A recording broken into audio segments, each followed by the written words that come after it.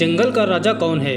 ज्यादातर लोग कहेंगे शेर, पर एक शिकारी और है जो अकेला चलता है, पर अपनी ताकत और चालाकी से किसी राजा से कम नहीं। वो है बाघ। लेकिन क्या आपने कभी गौर किया है कि अफ्रीका जो शेरों, हाथियों और जेब्राओं से भरा हुआ है, वहाँ बाघ क्यों नहीं पाया जाता? क्या बाघ कभी अफ्रीका में था या शेर ने उसे भगा दिया, या इसकी वजह कुछ और है जो छिपी है समय की परतों में? आज हम जानेंगे इस रहस्य का सच।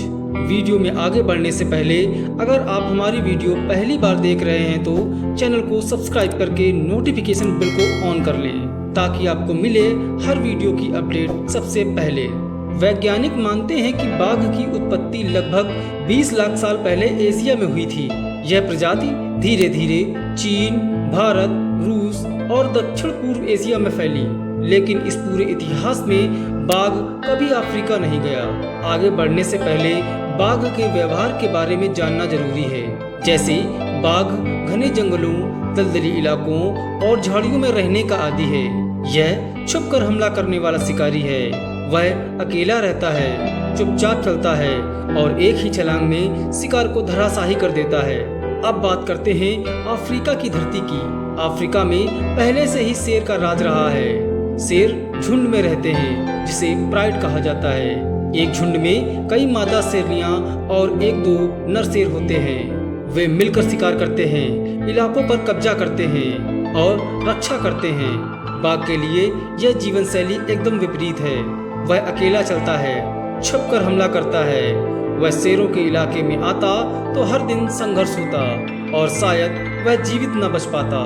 अफ्रीका का ज्यादातर हिस्सा सवाना है, यानी खुला घास का मैदान, जिसमें थोड़े बहुत पेड़ और झाड़ियां हैं। ऐसे खुले इलाकों में छुपकर शिकार करना बेहद मुश्किल है। यहाँ पर शिकारी को दौड़कर, ताकत और टीम वर्क के साथ शिकार करना होता है, जो कि शेर करते हैं। लेकिन बाघ वो अकेले, अंधेरे और घने जंगलों में हमला करता है।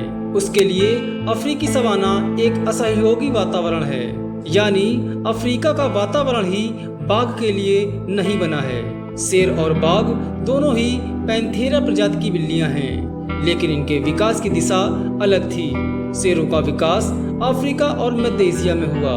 बाघों का विकास चीन और दक्षिण एशिया में हुआ। इन दोनों के बीच कभी संपर्क ही नहीं हुआ।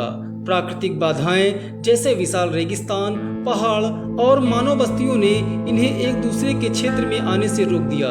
इसलिए बाघ कभी अफ्रीका नहीं पहुंच पाया और न उसे वहां जाने की जरूरत पड़ी। एक सवाल ये भी है कि क्या कभी अफ्रीका में बाघ पाया गया? वैज्ञानिक अब तक अफ्रीका में बाघ के कोई जीवाश्म नहीं खोज पाए हैं। न ही किसी गुफा चित्र, न ही किसी पुरानी कहानी में बाघ का जिक्र मिलता है। इसका मतलब साफ है कि बाघ कभी अफ्रीका में प्राकृतिक रूप से नहीं रहा।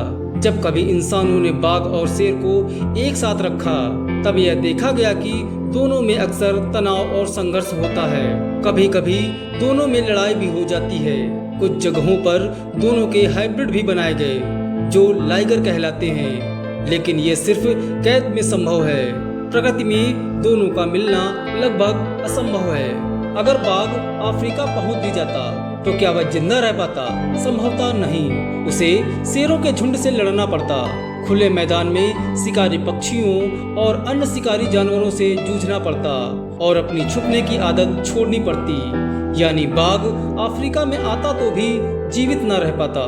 हर शिकारी की अपनी दुनिया होती है। शेर की अफ्रीका और बाघ की एशिया। प्रकृति ने दोनों को उनके अपने इलाकों का राजा बनाया है। एक सूरज पूरब में चमकता है, दूसरा पश्चिम में, पर दोनों एक साथ एक आकाश में नहीं रह सकते। यही है प्रकृति का संतुलन।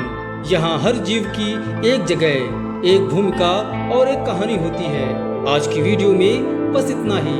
वीडियो पसंद आई हो तो वीडियो को एक लाइक और चैनल को सब्सक्राइब करें। मिलते हैं नेक्स्ट वीडियो में।